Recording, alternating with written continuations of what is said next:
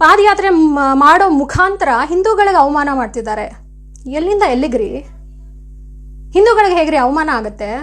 ಹಾಗೆ ಹಿಂದೂಗಳಿಗೆ ಅವಮಾನ ಮಾಡೋದೇ ಕಾಂಗ್ರೆಸ್ ಪಕ್ಷದ ಉದ್ದೇಶ ಆಗಿದ್ದರೆ ಕಳೆದ 75 ವರ್ಷದಲ್ಲಿ ಹೇಗೆ ಬೇಕಾದರೂ, ಯಾರಿಗೆ ಬೇಕಾದರೂ, ಯಾವ ಧರ್ಮಕ್ಕೆ ಬೇಕಾದರೂ ಅವಮಾನ ಮಾಡ್ಬೋದಿತ್ತು. ಆದರೆ ಕಾಂಗ್ರೆಸ್ ಪಕ್ಷದ ಸಿದ್ಧಾಂತ ಜಾತ್ಯತೀತ ಭಾರತ ದೇಶದಲ್ಲಿ ಎಲ್ಲರಿಗೂ ಸಮಾನವಾದ ಹಕ್ಕು ಅವಕಾಶ ಕೊಟ್ಟು ಬದುಕೋದಕ್ಕೆ ಬಿಟ್ಟಿತ್ತು.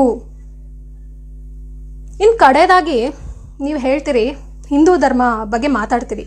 ಒಬ್ಬ ಕ್ರಿಶ್ಚಿಯನ್ನ ಹೆಸರನ್ನ ಇಟ್ಕೊಂಡು ತಾವೊಂದು ಲೇಖನವನ್ನು ಬರೆದು ಬಿಡುಗಡೆ ಮಾಡಿ ಅದನ್ನ ಹೆಮ್ಮೆಯಿಂದ ಹೇಳ್ಕೊಳ್ತೀರಿ, ಒಬ್ಬ ಕ್ರಿಶ್ಚಿಯನ್ ಹೆಸರನ್ನು ಇಟ್ಕೊಂಡು ನಾನು ಲೇಖನವನ್ನು ಬರೆದೆ ಅಂತ. ನೀವು ಹಿಂದೂನಾ? ನಾಚಿಕೆ ಆಗಬೇಕು ನೀವು ಹಿಂದೂ ಅಂತ ಹೇಳ್ಕೊಳಕ್ಕೆ.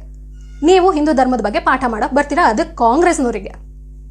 ಇನ್ನು ಕಡೆಯದಾಗಿ ಯಾವುದೇ ವಿಷಯ ಬರಲಿ, ಏನೇ ವಿಷಯ ಬಂದರೂ ಲಾಸ್ಟಿಗೆ ನೀವು ನಿಲ್ಲೋದು ಮುಸಲ್ಮಾನರು, ಮಸೀದಿ, ಹಂದಿ ಮೇಲೆ.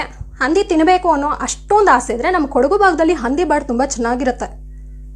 ನಮ್ಮ ಕಾಂಗ್ರೆಸ್ ಕಾರ್ಯಕರ್ತರಿಗೆ ಹೇಳಿ ಮಾಡಿಸಿ ಕೊಡ್ತೀವಿ, ತಿಂದುಬಿಡಿ. ಮಸೀದಿಗೆ ಹೋಗ್ಬೇಕಂತ ಆಸೆ ಇದೆಯಾ? ಹೋಗ್ಬಿಡಿ. ಅದನ್ನ ಬಿಟ್ಟು ಬೇರೆಯವ್ರಿಗೆ ಯಾಕ್ರಿ ಹೇಳ್ತೀರಿ ಹಂದಿ ತಿನ್ನಿ, ಮಸೀದಿಗೆ ಹೋಗಿ ಅಂತ? ನಿಮ್ಗಷ್ಟು ಆಸೆ ಇದ್ರೆ ನೀವು ಹೋಗಿ. ಒಬ್ಬ ಸಂಸದನಾಗಿ ಮಾಡಬೇಕಾಗಿರೋ ಕರ್ತವ್ಯ ಅಂದ್ಬಿಟ್ಟು ಬೇರೆ ಎಲ್ಲ ಪುಂಡಾಟಿಕೆನೂ ನೀವು ಮಾಡಿದಿರಿ.